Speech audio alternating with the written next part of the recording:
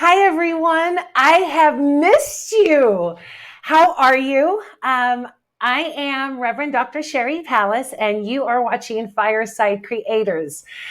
I took 2 weeks off, so I feel like I've been gone for a million years, and I am so happy to see you guys. A couple housekeeping. Remember to register with StreamYard so I can see your name, unless you want to remain anonymous. That way I will know who I'm talking to and it will show your name in Facebook. If you are watching on YouTube, go ahead and hit that subscribe and like button for me. I appreciate your support.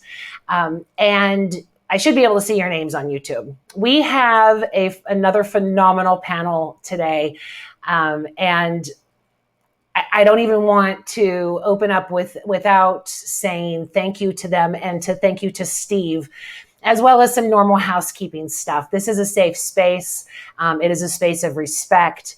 And first and foremost, Islam is an Abrahamic religion. So is Judaism and so is Christian. We all worship the same God.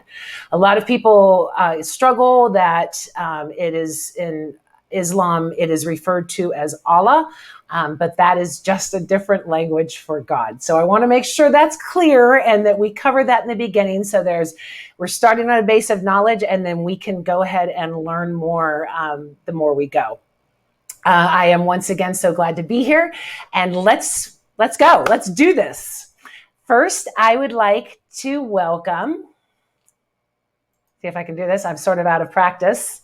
Safi Kakas is an administrator in managerial sciences with over 40 years experience in strategic planning, leadership, business ethics in the corporate and academic worlds. He is a co-founder of East West University in Chicago, Illinois. Dr. Kaskas has studied Abrahamic religions and lectured on Islam, interfaith, and reconciliation. He translated and published the Quran into simple, easy to understand English in January of 2015. And published the Quran with over 3,000 references to the Bible in January of 2016. Welcome, Safi. How are you today? I'm doing great. Thank you very much. Thank you. Thank you so much for joining us. I'm glad to be here. I'm honored. Thank you. Next is Ani Zonneveld, is a writer and songwriter, founder and president of Muslims for Progressive Values. Its mission is to insulate a culture rooted in human rights in Muslim societies. Ani is a strong supporter of freedom of expression and of conscious and women and LGBTQIA plus rights. Ani promotes the values of the United Nations by challenging human rights abuses in the name of Islam and by offering an inclusive understanding based on universal human rights and justice. Welcome, Ani. How are you today? Good, fine, thank you. Thanks for having me. Thank you so much for joining. And last but not least, we have, where are you, Steve? Steve Slocum. Oh, sorry about that. Hold on. I've got another program loading. Steve Slocum was a deeply committed evangelical Christian who lived with his family of 5 in Kazakhstan for 5 years as a missionary in the 1990s. When the leader of the missionary team eventually revealed himself as a malignant narcissist, Steve and his family suffered severe religious abuse and trauma, and Steve's son, Andrew, ultimately took his life. Steve has been reconstructing and focusing on focusing on working towards a culture of diversity, equity, and inclusion. He is the author of award-winning book, Why Do They Hate Us? Making Peace with the Muslim World, and the founder of the nonprofit SalamUSA.org. Welcome, Steve. How are you today? Awesome. You're great to be here. Well, thanks for everyone joining us. I want to get right into this conversation because I know we have a lot to talk about. And I want to start with just the simple thing of we'll start with Safi. Tell me about the work that you do and what you are passionate about. Sherry, my life at this time is focused on the Quran. All I do 24 hours a day really is to think about how to update my Quran translation that was published 6 years ago. But as science advance and unfold, And as we grow older and gain more experience, new meaning is unfolded. And I need to include that in my translation. That's why I call it a contemporary understanding. Contemporary means up to date.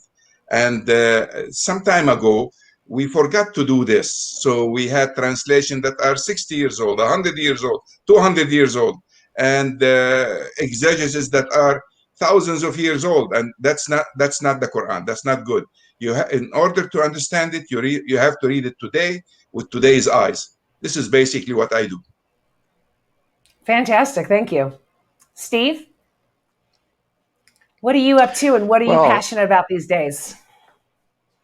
yeah, I'm passionate about bringing people together. You know, based on my background as a former missionary in the Muslim world, and my subsequent kind of withdrawal from that whole ideology, that colonialist ideology, that I need to take what I believe and you know, spread it to, you know, everyone else. I'm more passionate these days about bringing people together, and you know, encountering all of our diversity through the telling of our stories. And so I'm just excited about having friendships with people like Ani and Safi, and how much I've learned from both of them. I've learned so much, and I'm just really excited to, you know, listen and hear from them in this conversation today. Thank you. Thank you so much for being here. Ani.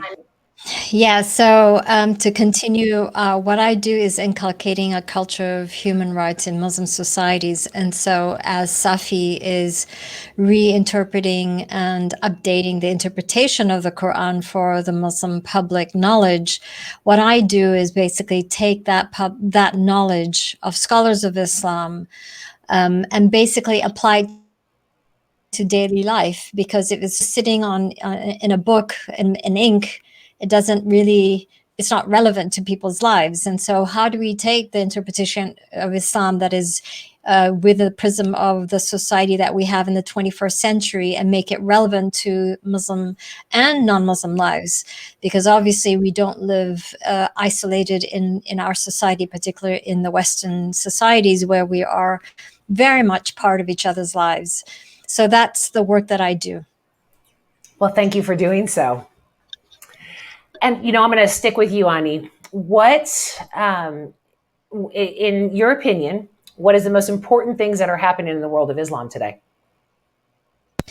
Well, I do a lot of work in Muslim societies, and including in Africa and the Middle East, and also the work that I do at the United Nations. And there is a real desire within Muslim societies themselves to advance human rights, women and girls' rights, and in some cases LGBT rights, because they know that the Islam that has dominated their societies in the last 25 years is unsustainable, is suffocating, is brutal, and you know, it's a disabler. And Islam is supposed to be something that lifts you up out of oppression and frees you. It freed me out of the shackles of misogyny, the misogynistic interpretation of Islam that is very much rooted in culture. And so when there's, for example, I'll give a concrete example. When child marriage or forced marriage is being justified, oh, that's Islam. Well, there's actually a lot of work being done by religious leaders, by male religious leaders that we partner with in rebuttaling that interpretation of Islam and saying that, well, actually that's a misinterpretation, that's a bastardized version of Islam. And so so the work that I'm doing right now really is working with local partners, specifically the religious leaders who are human rights affirming, in changing the society from which they live, and changing that culture and that mindset from the religious context. Because as you know, our culture and how we live our lives is very much influenced by religion. And so religion has a positive role to play in people's lives. And so that's what's really engaging the Muslim world right now. That's the way it's supposed to be, right? Religion is supposed to teach us to love and to be better humans. And I think that we need to all focus on that, not only just in Islam. Steve, what do you see happening in the world of Islam today? Wow. Well, honestly, I'm just a passive observer. You know, I can't speak to it like either Ani or Safi can. But I do see, and I wrote about this in my book, that a soul of Islam wants to emerge, that is modern, that is taking advantage of the academics and the intelligence that we have as humans, and that adapts these deep, powerful teachings that came out of, you know, the desert of Arabia 1,500 years ago, and you know, which were revolutionary. These teachings were revolutionary at that time. They were so powerful and changed the culture of the Middle East powerfully. And so we need that same mentality in our culture today, this revolutionary understanding of the deep foundational principles of humanity that are embedded in the teaching of Islam. So that's what I see as what's happening, this soul of Islam trying to be kind of born again in a society that, you know, can send a spaceship to Mars. What does, you know, Islamic society look like in that society? So again, I need to say that, of course, I'm Muslim. I haven't been.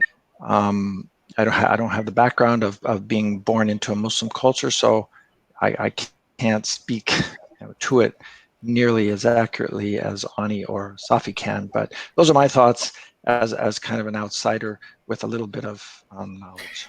I appreciate your view, Steve, because you come at it as a former, we'll say, Christian missionary. So you come at it as far as an outside view, but also with one of respect and honor. And I really appreciate that. And I just have to say, Muhammad, peace be upon him, was considered the first feminist, right? So it's not too far out of the realm that things go back that way. Safi. Yes, ma'am. In your opinion, what are things happening right now? Look, the Muslim world is such a wide space that we cannot really put it all in one sentence and throw it like this and give you an intelligent answer. I'll start, let's say, from the border lines of the Muslim world. Let's take North Africa.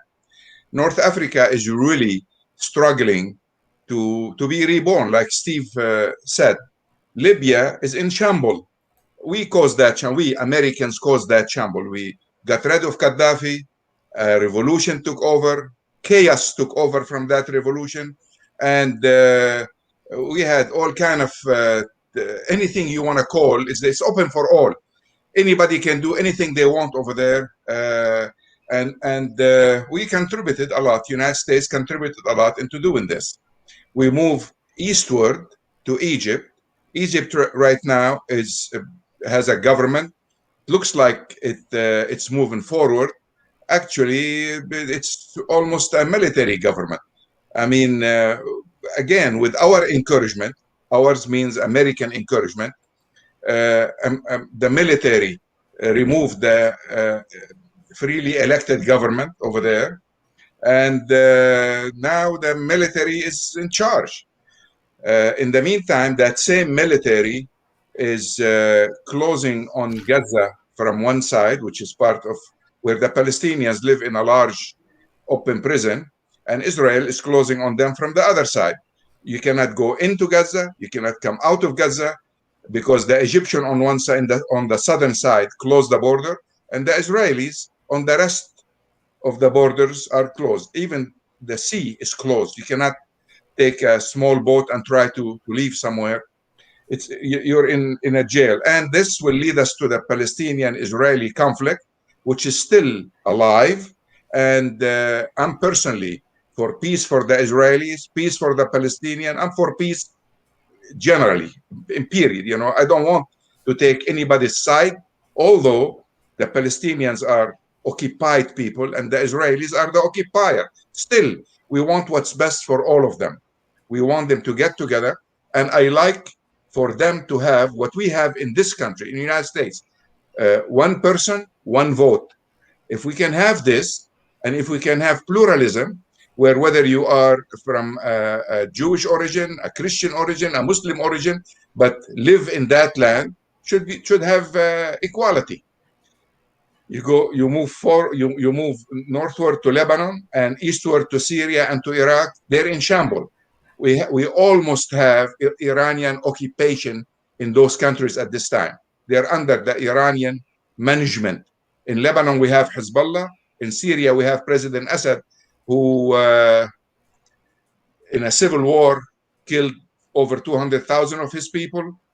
And Iraq is still trying to, after our invasion of Iraq, after the American invasion, still trying to get it together. So when you ask me about the Muslim world, every country in the Muslim world today is struggling to normalize. I mean, I can go and talk about Iran. I can talk about Afghanistan. We're still trying to get out of Afghanistan. Why did we go there? I don't know. What did we do there all these years? I don't know. Did we try to convince the Afghans to have a constitution where people can be represented like what we have here? No, we did not. Did we at least try to teach them the value of love? No, we did not. No. What did we do? I don't know. So why do we go and invade other countries? I don't know. Then Muslims are accused of being terrorists. Well, I can't accept that. So we keep moving. We have, thank God, some stability in Malaysia, in Indonesia, which is the largest Muslim country. And I just delivered a lecture to 3 Indonesian universities, which is a Muslim majority country. But those 3 universities teach Christianity and teach Islam. And the topic that I talked about is how to reconcile our holy books. So I was very interested in talking to these people. They were PhD students, and they were very interested apparently in my lecture. They want me to go back again. So, nice. Congratulations. Thank you. So the Muslim world, like Steve said, is trying to be reborn again, and like Annie said, there are interpretations on the ground that are antiquated. Most of them are false. A lot of them have nothing to do with the 21st century. And it's up to us individuals at this time and to people like you that are putting us, in the public eye to try to change this status quo that cannot lead to anywhere. It's a dead end street. We just need to offer contemporary resolution to thousand-old problems that we've been facing. This is it. This is where we are today. Well, and it's a lie of hate, right? So that lie perpetuates and adds more hate on top of it when it is a lie, because if we are looking at facts, those dispel the lies, right? If we're looking at Islamic terrorism, there hasn't been anywhere near the opportunities or the incidences, rather, that we've seen with white supremacists, anti-Semitics, all of these types of things. So to eliminate the hate is going to be the first step of love. To eliminate the misinformation is going to be the first step of unity. So that's what I really hope that we accomplish with this chat tonight. And Islam is distinct from Christianity in that it sanctifies not only the words of Muhammad, peace be upon him, but also the cultural practices of Muhammad and his original followers, peace be upon them. These practices are known as the Sunnah and are contained in the writings known as the Hadith. How do these references for the 5th century Arab culture complicate the practice in the Islam in the modern world today? I'll start with you, Safi. Okay. Look, there is one thing that's sanctified and God promised to preserve, the words of the Quran in Arabic. My translation has no holiness in it. It's my understanding of the Quran. I put it down and gave it to the word and say, this is how I understand the Quran. So it has no sanctity. The Quran in Arabic is the revealed word of God. This is something I think everybody agrees to. So the hadith is what they tell us the prophet, peace be upon him, said about a certain issue. I gathered 300 of these hadith, there are thousands. I gathered 300 of them that deal with the best of manners, deal of their relational. How do I meet my neighbor in the morning? How do I do business during the day? Those 300 hadith,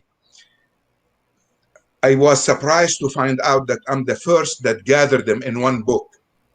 For 1450 years, Muslims were focused on controversial issues and discussing them, but left those issues that are not controversial, that everybody will agree on, alone. In my own mind, translating the Quran will not do the job unless I add to it the way Prophet Muhammad, peace be upon him, looked at life, looked at the relationship between neighbors. For instance, give you an example. He said, you will not be considered a believer if you go to sleep knowing that your neighbor is hungry. So this is the kind of your smile when you meet someone is considered an act of charity. This kind of things, if you take Jesus' teachings and compare them to the 300 sayings of Muhammad, peace be upon him, that I gathered together in one book, they're almost the same. And what Jesus taught and what Muhammad taught in those 300 hadith and what the Quran says have no contradiction. I always tell people, United States have two things to export to the world. One is officially, which is the constitutional principles that we have. The second thing, privately, are the principles of Jesus. If we do this, we'll be doing the world a favor and we will be helping others. I see myself with a mission. I like for Muslims to know Jesus of the Gospels, and I like for Christian to know Muhammad, Jesus of the Quran. So the Christian need to know what the Quran says about Jesus, and Christians need to know, Muslims need to know what the Gospel says about Jesus. And this is the beginning of building a bridge. Yes. This is how we move from where we are to where we like to be, to become truly a pluralist country in the United States. So many people are shocked that Jesus is referenced so often in the Quran, as well as Mary having her own book. Most people think that the religions are so divided that there wouldn't be that commonality. And that's why I'm really glad you guys are here today. Ani, I'll skip to you. How do you see the 5th century Arab culture complicating?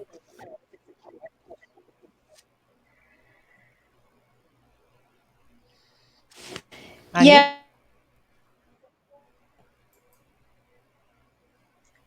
How does stuff that I'm sorry, go ahead. Yeah. So for example, I'll give a concrete example. Even here in the West, for example, when we do prayers, it is often assumed and it is always mandated that you have to pray in Arabic for your prayer to be accepted. That is sort of the cultural interpretation of Islam, because that has been the way that it has been prayed. what we like to do is like, well, the thing about it is that it also says in the Quran that you should pray in your mother tongue. And so I think if we actually understand what we pray, whatever that language is, it resonates better. It connects spiritually better than if we were going to pray in a foreign language. If you, as a Christian, are going to pray in Latin, yeah, I mean, I'm not sure that would really resonate with you, right? You're just Right. memorizing and reading that emotional connection. That would be one example as far as per your question of the complication of the practice of Islam based on these the hadith, and the hadith was written a few hundred years after Prophet Muhammad died. The fact that Safi collected, there are some really beautiful hadiths, you know, like the smile is a charity. Even when it comes to slaughtering animals, for example, make sure that their fellow kinships don't hear them screaming in pain. I mean, there's a lot of environmental and really humanistic belief system of Prophet Muhammad. And so I think this is one of the areas that is really crucial that we are missing, strip away the cultural stuff. So I think that I only have a reference as an American, but I find that Americans are really ignorant when it comes to translations. Like so many people saying that Allah does not mean God. It's different in everything. If the language is different, it has to be wrong as opposed to, so if you understand the words, it's not. And I encountered that a lot in reading of Buddhism and Hinduism because of their chanting and their mantras and everything like that. And I was told as a Christian and an evangelical being raised that they were evil, and it was just a different language. There was purity, there was peace, there was kindness. But because if we don't understand it, it must be bad. Americans are really quick to put that label on it. Steve, do you have any input on this question? Well, the only thing I can say, again, as you know, as a non-Muslim and as an outsider who is only, I mean, I lived 5 years in a Muslim culture, but again, but the thing that affected me the most profoundly is, and the thing that I think a lot of people miss, especially Americans, is that the things that Muhammad brought forth in that time, the pre-Islamic Arabic culture was polytheistic, and it was in many ways, it's not a lot different than our present oligarchic culture that the rich, suppress the poor and the weak, and Muhammad was, compared to, say, modern Western culture. Of course, Muhammad was not, on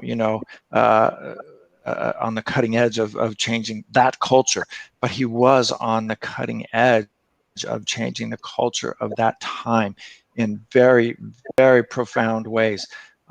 So that's the respect that I gained for the Prophet of Islam, peace be upon him, and for Islam itself, in terms of the culture of that time and how he changed that culture. And most people don't realize he radically changed the culture that was in existence at that time.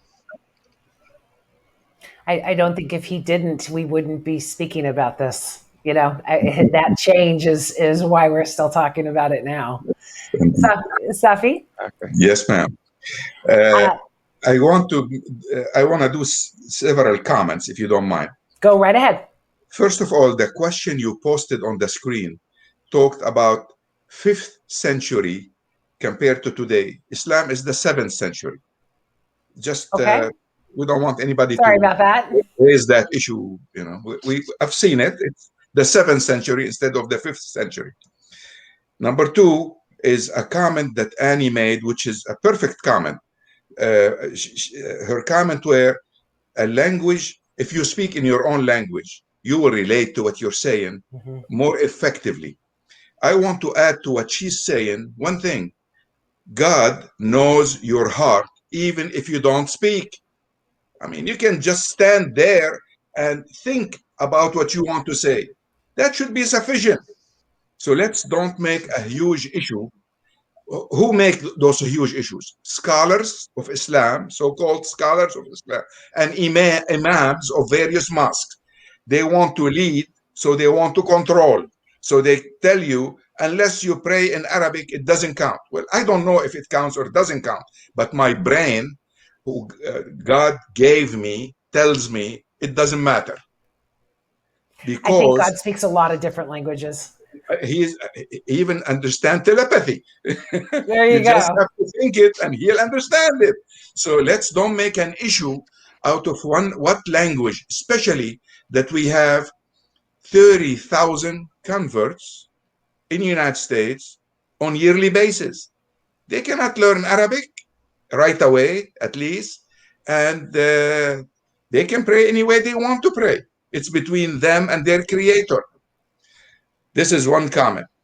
The second comment is the influence of Muhammad on his community. What's obvious is that most Arabs were idol worshippers. Some of them were Jews, some were Christians, but they had not the same Christianity that we know today. They were not evangelicals. They were not Baptists. They were not, Catholics. They have different sects of Christianity. Some of them believe that Jesus was the physical Son of God, actual biological Son of God. That is out of the picture completely. No one believed that today. But at that time, in the 7th century, some Arabs, Christians, believe that. So the Quran criticized that. Some of them believe that Jesus is from a different matter than God, lower matter. The human version, right? So not the human version, a God, but not equal to the Father. So in fact, we had 3 gods in that philosophy, or 2 gods at least. But then in Nicaea, in 325, Constantine gathered the bishops and they came to an agreement on all of this. The Son and the Father are from the same matter. Okay, so they solved that problem that was not solved during the time of Muhammad. So until 325, we didn't have a Christian agreement of the nature of Jesus. I personally rather stay away from all issues related to God's nature. All I need to know is God is my creator and the creator of this universe. And he's the creator of this beautiful earth. He gave me the right combination of oxygen and hydrogen so I can be able to live here on this earth and enjoy it. He created beautiful people like those you're looking at right now on the screen. And I thank him for that, So I enjoyed what he gave me. I don't consider life on earth a punishment. I consider it a life that God gave me specifically to exercise my freedom to choose. In that sense, what we are here is not because we're sinners with a faulty nature looking for salvation. In that sense, we are perfect creature that God gave life to, put us here with a free will to see if we're going to choose him freely or we're going to oppose him with our free will. So how do we oppose him? We choose ourselves, our selfishness over selflessness. If I choose God in everything I do, I will have to also serve my neighbor. The two goes together. If I know that there is a creator and I owe him to love him because he loved me and he created all these beautiful things for me, then I have to honor him by honoring other creatures that he created. So I need to love my neighbor or show respect to my neighbor, whether my neighbor is black, white, yellow, red, male, female, coming from Lebanon, or was born in Europe and came on those early ships to Mayfair and all of this. Equality is the name of the game. We are all human beings created by the same God, and we ought to all be honored. He said in the Quran, I have honored the children of Adam. So if he honored all of us, that means the believer and the non-believers. Those who love him and those who don't even recognize that he exists, he honored them. So there are verses in the Quran that says God kept a record for the believers in an open base document. I don't know what that document looked like. In an open base, and the record of those who rejected him in a closed base record. Christians call it the book of life. He wants to honor them even if they are disobeying him, if they are mischievers, if they are, he's trying to honor them. Who am I not to honor everybody and not to love everybody? So the Quran requires me to do this. This is why we have the Quran, to explain what should we do. It's a book of life. It's like a map for how do I chart my life as a believer, One of my favorite aspects about Islam is the honor of all sentient beings. Yes. Christianity has a lot of flaws in that, thinking that we are superior and very ego-driven above all of the animals. And the fact that Islam honors all creatures on earth warms my heart.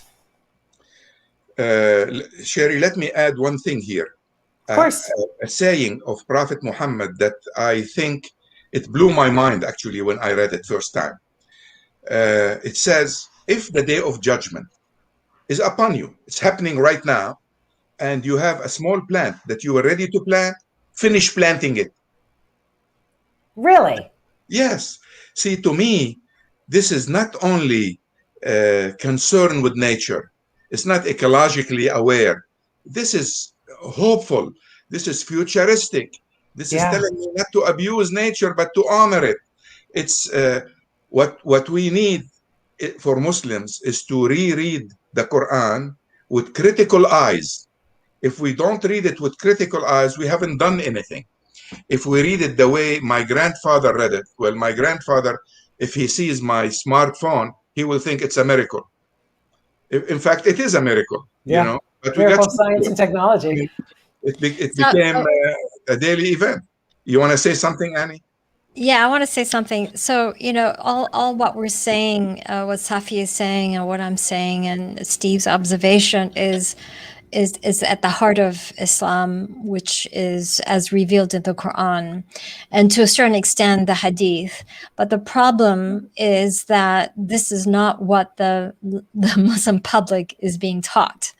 Yeah. And so this is the moral corruption that has taken over the Muslim world, where Safi's talking about the despair that's going on in the Muslim world. There's the political aspect of it that has gone on for centuries, but this political is also heavily influenced by moral corruption. So for me, the way I look at it is that you could not pay me $1 million to go kill somebody else. That's it. That's the moral line, right? But there are some people that do it in the name of religion. So that's a moral corruption there. Now, the thing about it, too, you have religious leaders who are also morally corrupt. I've been threatened by them in real time in the work that I do. Our partners on the ground are threatened, have been poisoned, attempted killing, because they're promoting the real truth about the Quran and not this political, oppressive interpretation or bastardization is what I call of the Quran. And so this is what we are really up against, the moral inclusivity as the Quran has revealed, or the political agenda from which Islam has been usurped for its purpose. So, when I look at I'll use child forced marriage as a simple example. Like here in the United States, we have issue of child forced marriages, not just in Muslim societies, but also in conservative Christian and Jewish and other communities. And particularly so if the child is a girl and is discovered that she's a lesbian, then she is definitely going to be forced into marriage. And that happens in the United States as well. And in the refugee camps in Jordan, you have a lot of Syrian refugees there. The young girls are being married off to the rich suitor from the Gulf states. Now, who are these imams that are marrying the girls off against her free will? This is the moral corruption that's happening within the religious leaders that we have, the religious institutions that we have, and the religious teachers that we have. And it's going to take, I believe it just takes one generation to do this, but obviously it's going to take a massive effort in order to do this. But it's going to take the awakening of Muslims themselves to fight the good fight. And so, but it all stems from, what is your moral compass? If it's between the moral compass and the bag of money, that's the choice that people are making. And I see that moral corruption, that moral corrupted choices every single day of the work that I do, within the realm of the work that I do. So that's the reality of it. I mean, everything that we're teaching or that we're sharing today is the beauty of Islam. I decided to relearn Islam for myself after 9/11, but I made a promise, what we call in Islam or in Arabic, there's a word, it's a beautiful word that really actually now is being used in many secular practices as well, and that is your intention. How do you set your tone? How do you what is your intention of when you wake up, or when I have a conversation with Steve or with Safi or with you, Sherry, right? What is my intention and how I live my life? And so after 9/11, I decided to restudy Islam for myself, and I set my intention, my niyat, and that is, I'm going to relearn Islam, and if I leave Islam, so be it. But if I come closer to Islam because of it, then so be it. And then that whole surrendering process happens. And so I fell in love with the Quran because I found that to be even more liberating than the Islam that I was raised on. And more social justice and human rights rooted than the actually lived practices of Islam. And that's when I decided, you know what? I can't go back to the mosque because that is not the real deal. Sorry. Wow, And so I studied Muslims for progressive values, but that was the impetus, the right to choose to believe or not. That's in the Quran. The fact that God, the word of God in the Quran says, you as a human being, you've been created with the capacity to think. Use it. Think. It's use your brain. So many times, right? And yet our religious leaders are saying, you are not allowed to think. I will tell you what the Quran is saying. You have no right to read or interpret the Quran for yourself. And that's why a lot of Muslims have not read the Quran. They don't understand it. They know how to read it, but they don't know what they're reading. So there's what is changing is that more and more people are becoming educated. More and more people are going to school and are learning how to read. But you will see that the majority of American Muslims, 72% of American Muslims don't go to the mosque. Wow. That's a shocking number. And that is because we are educated, we know what the Quran says, and what is being practiced in the mosque does not reflect the real teachings of the Quran. So why should I perpetuate this patriarchy? That's what's really happening in the United States. Kirsten took the words out of my mouth in saying that in every faith there are people in power. And that's one of the things that I find really interesting about this is, sorry, my dogs are who knows what they're barking about? By the way. My little coworkers. But whenever you get the power and greed in any type of religion, you're going to have these problems. And I hear the same things in Christians. I hear the progressive movements there. And I think for at least one thing that I have always found is that the smaller we make God, the bigger we feel. So if we feel like we need to take, justice into our hands as opposed to God, then we are making God smaller and us bigger. And so many people of faith shrink God into that he needs our help to do everything. And I think in doing that, we not only corrupt the faith, but we also implement our ego more, and we create division, and we assume that we know what's best. And that's across every religion. And I'm really glad that was pointed out today.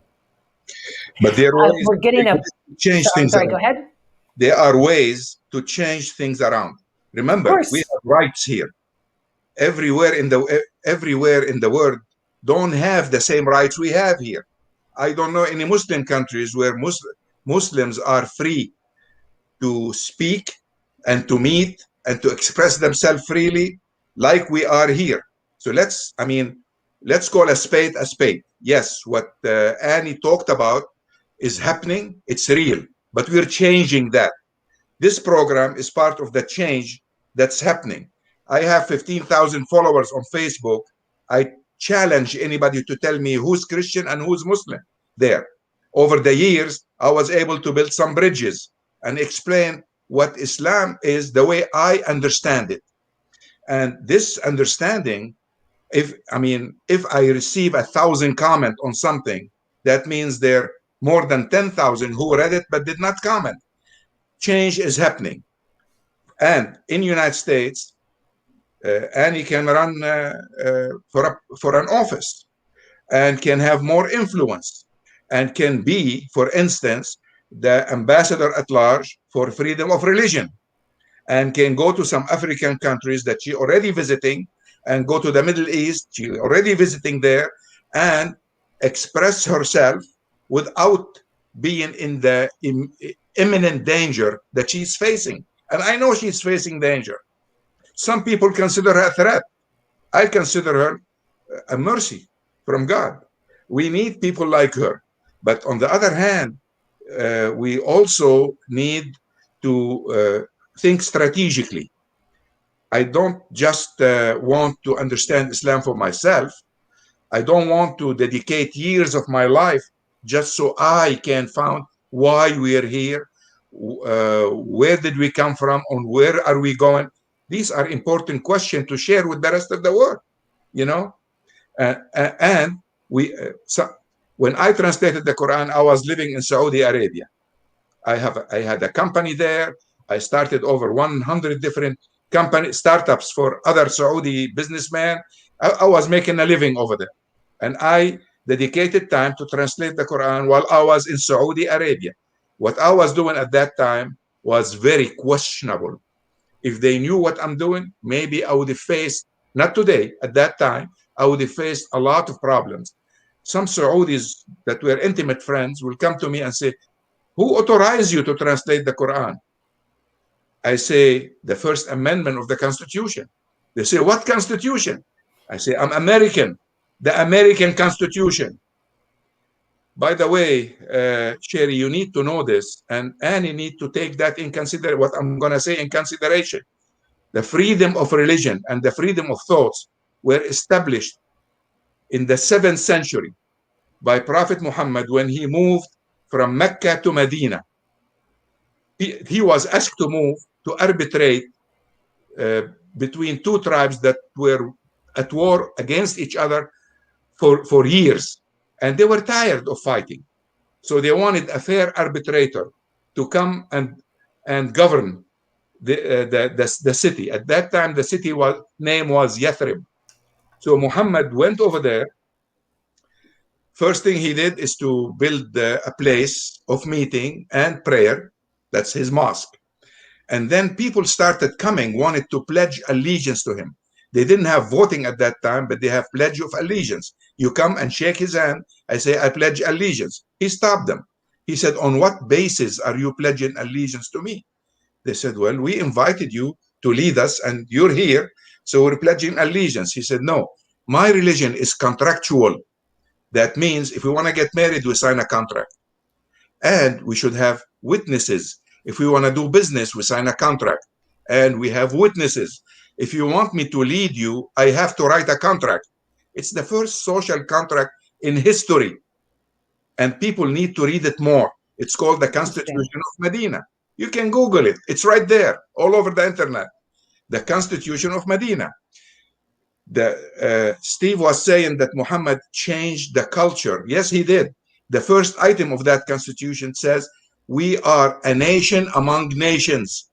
He immediately changed the loyalty from tribal into national. And it says the Jews of Medina, the Jews have the right to practice their religion without any interference. No one, whether Muslim or non-Muslim, in that town has the right to interfere in anybody's practice of their own religion. Look, that at that time, the idol worshippers in that city were 45% of the population. By the way, Muhammad he took a census before he did anything, and that also people don't know. But the first thing he did after he got there is to do a census. He found out the idol worshippers were 45%, the Jews were 40%, and the Muslims were 15%. So, but yet he was asked to lead that whole diversity of people. So he tried to establish a pluralist community. And he said, we are one ummah, one nation. That include the idol worshippers, include the Jews, include the Muslims. If the Muslims only understand that example, I think Jefferson somehow either was aware of what happened in Medina at that time or had telepathic powers, because the same principles in our constitution can be found in the Constitution of Medina. This is why I like living here. This is, with our constitution, is more Islamic than most Islamic countries. We just need to protect it. We need to cherish it. It's a very valuable asset that we have. Many people, look, the first time I went... Safi, I'm going to stop you there. I feel like I'm on Oprah for a second. I just had an aha moment. Okay. Say that again. Our constitution is more aligned with Islam than... Yes. Look, it's more aligned with the principles of the Quran and an actual document that Muhammad wrote when he was invited to lead the people of Yathrib, who later changed its name to Medina, because his constitution was a civil constitution.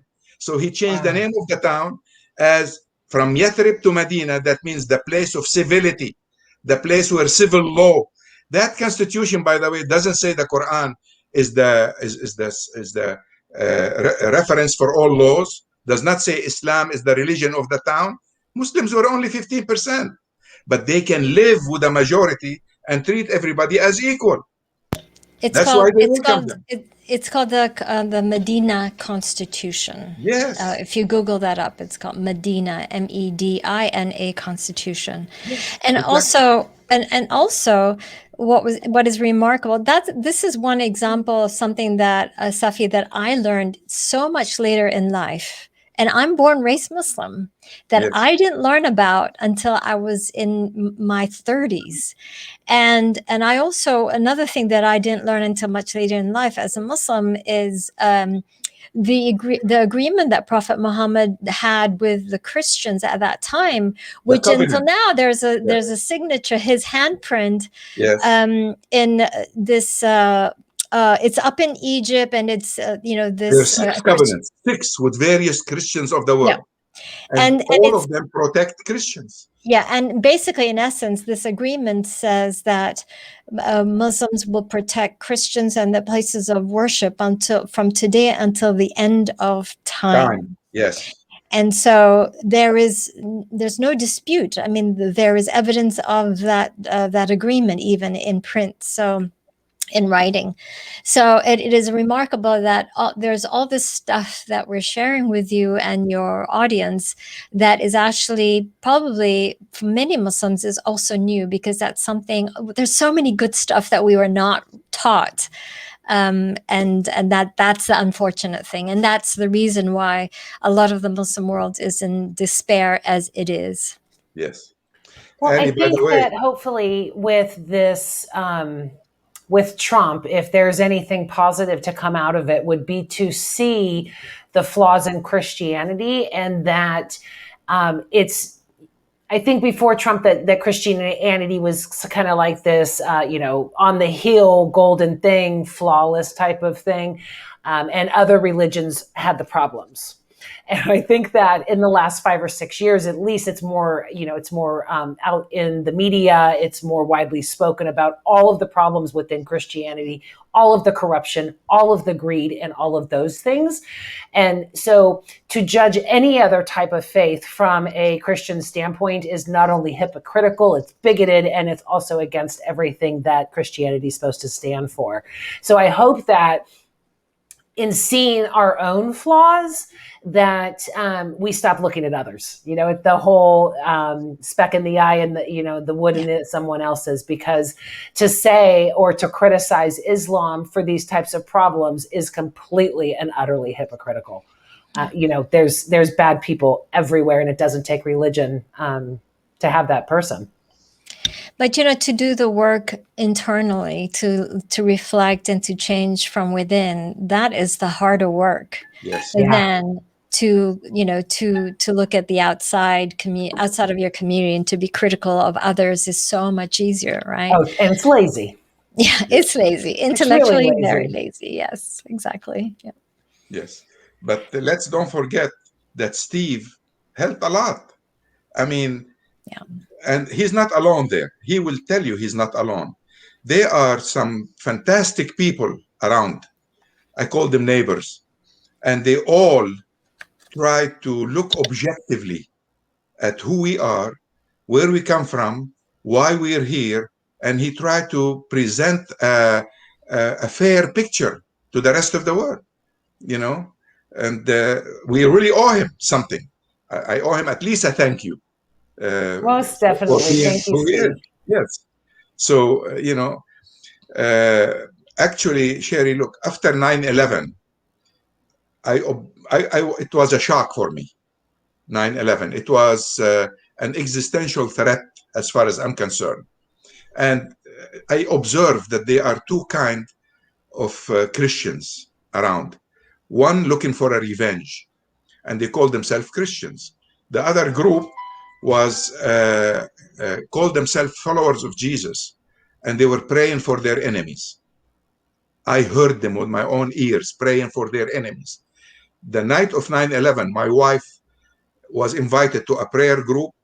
She took my boys, Omar and Yasser, and she went there, and they were praying for the president, attorney general, the whole government. And then one person suddenly started praying for Osama bin Laden.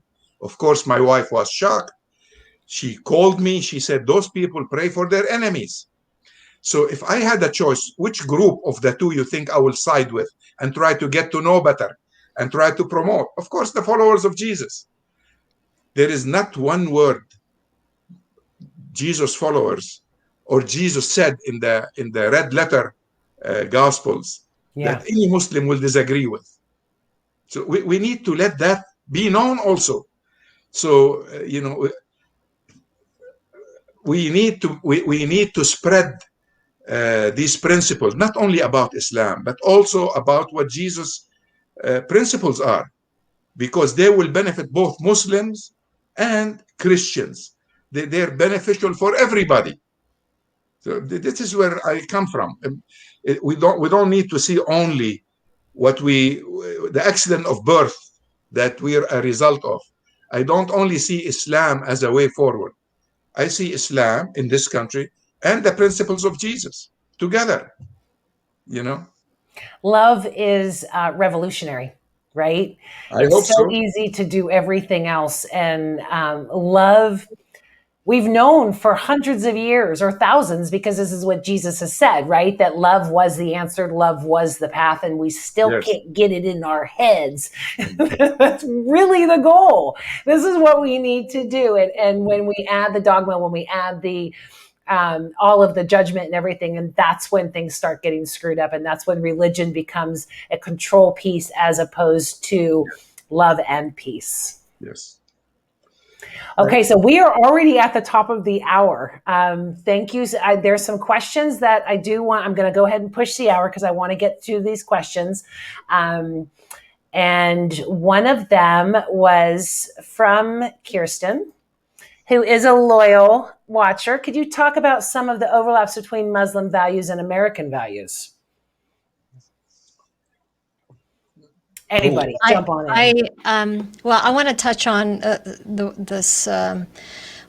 the separation of religion and state. That is clear, as you know, as Safi was talking about the Medina Constitution, because Yes. it's a federalist system, basically, which is what we have as a federation. That is one. And the fact that the Quran is full of the word justice, and you know, constitutionally, we also talk about, you know, in our Pledge of Allegiance is in justice for all, although we don't always live up to it. Just as in Islam, Muslims don't always live up to it too. Yeah. So that's the sort of, you know, the values that we are still aspiring to achieve as human beings, right? And we often fail.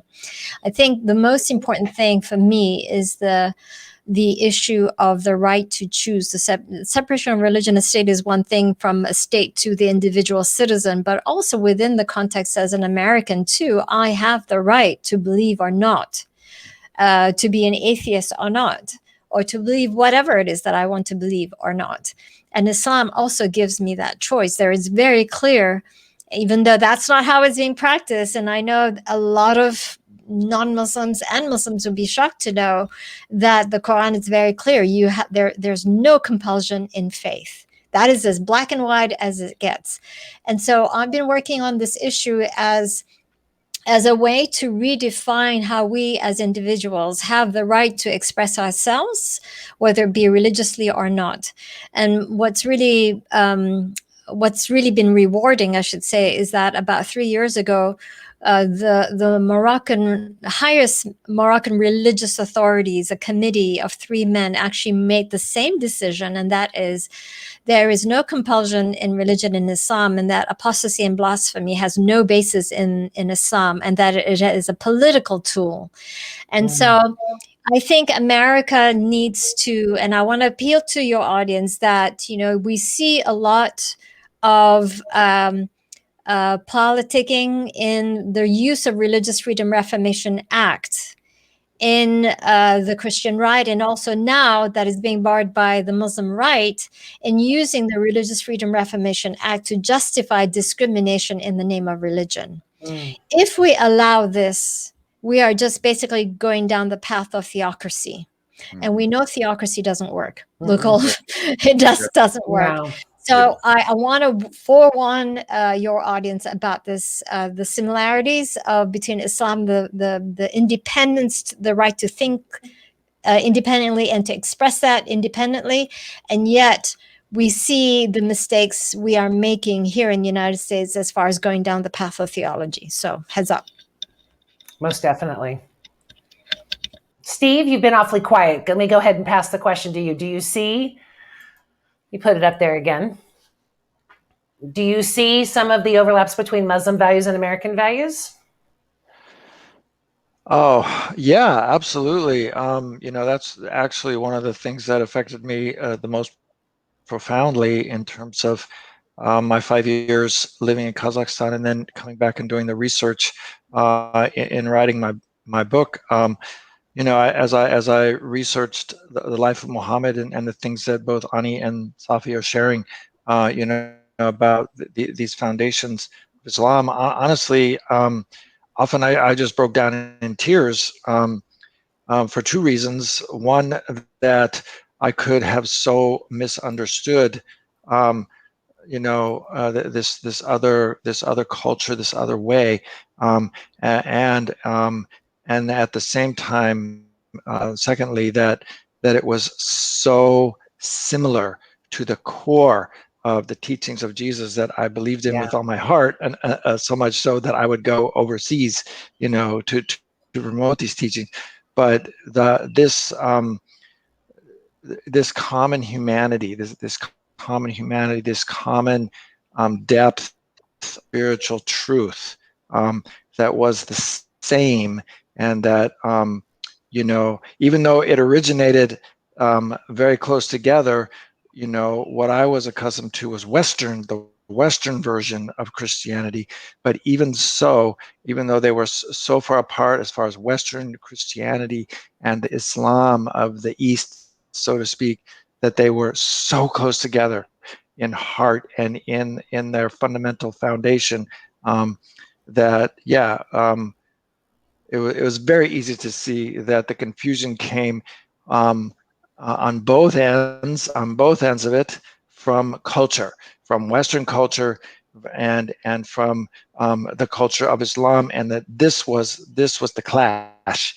It was a cultural clash. It wasn't a clash of the core teachings of the founders. So yeah, it was very powerful for me. I definitely Politics. The body politic will kill us all, I think. Safi, do you have any comments on this before we close this show and move on to our VIP after party? Well, I would like to encourage people, regardless of background, to look into the Quran and its teachings, and try to find a good translation and read it. And I like to encourage them to be to make up their own mind, instead of what the networks are saying or what the radio anchor people are talking about. I've never heard anything on the radio that's positive when it comes to talking about Islam. It's amazing. Those afternoon talk shows and they have everywhere in the United States on the radio influence a lot of people, and they're all negative. So don't let people influence you. Try to make up your own mind. And let me plug a little bit my translation. I have it available. You can download it. It's on the internet. You can go to my website and download it. It's free and available. What's your website, Safi? Kaskas.com. Okay. Yeah. Final words, Ani? We talked a lot about love and mercy and compassion as being at the heart of all faith traditions, and the similarities between Islam and Christianity, and Safi and I, and particularly me, my frustrations of the moral corruption that plagues the Muslim societies. So what I've decided to do in this COVID days, since I was grounded from traveling, was me and an early child developer friend of mine. We co-authored and co-designed an inclusive Islam curriculum rooted in human rights for children. Yes. And so I'm really excited about this, because that, I think, is going to, what I hope will be what I can leave as my legacy for the next generation, so that Muslim children, and particularly Muslim children who are of mixed heritage — there's a lot of Muslim families who are married to non-Muslim partners — there really is no mosque for them to go to as mixed faith, to learn an Islam that is inclusive and loving and compassionate of all faiths. And so I'm hoping that this curriculum will be that for them, but also for just Muslim children who, what I hope at the end of the day, they will be proud to have that Muslim identity, because it will show an Islam that is really truly, that is of compassion, that is environmental friendly, that is what we call even ecotherapy, where do you, so it's all these beautiful things that we've been talking about, but for children, all these complicated philosophies, but for children. So do you have a release date yet? Yes, it'll be first week in July. The best thing is to just follow us on Facebook, or follow me on Facebook, Annie Zonneveld, and I'll be sharing and making my announcements there. Fantastic. Congratulations. Thanks. Steve, final words? Yeah, I have an exciting new project we're working on. We've had several groups come together now. We're bringing groups of intentionally diverse people together from across the spectrum of all the facets of human diversity, and coming together in small groups to share our stories and experience mutual validation around those stories. It's a project called Real Friends, Real Community, and you can learn about it on our website, salamusa.org. And I'd love to have anyone else be a part of it. Fantastic. Thank you. And Safi, I assume that those were your final words, but let me go ahead and give you one more chance. I'm very thankful for you and for Steve and for Annie. This is a beautiful program. I'm going to start following it. I'm sorry I didn't follow it before. I'm going to start following it, and I will tell my friends on Facebook and people that follow my page to start following your program. It's a great program. Thank you very much. And I want to say to you guys what an honor it was to have you, and what a fabulous representation you both are for your faith. Thank you. It is truly a gift and a blessing, and it is so nice to meet you. Thank you. I'm going to kick you guys backstage. Go ahead and stay there, because I'm going to send you the link to the VIP, and I will sign off with everybody else. So say your byes before I kick you on backstage. Bye. Another great show. I love these. So one of the things that I forgot at the beginning was, if you like the show and you want to support me, I would appreciate it if you did. Go to sherrypalace.com and click the support button, and there's lots of options for as low as $3 a month. And then you can go ahead and join our VIP session that we're going to hop into now. I want to thank the people who already supported me. And because they are rock stars, as their name goes across. We've got Ruth, Amanda, Michelle, Tim, Roman, and Kirsten. You guys rock. Thank you so much for your continued support. Next week is on paganism. We have 3 different forms of it: Hinduism, modern, and then naturalistic, I believe. So it's going to be another great conversation. If you want to join in the VIP now, I will check my email, and you'll get a code so you can get the VIP experience and get to talk with Safi, Ani, and Steve one-on-one and come on camera. You guys are wonderful. It was so glad to be back. I'll see you next week. Love you. Bye-bye.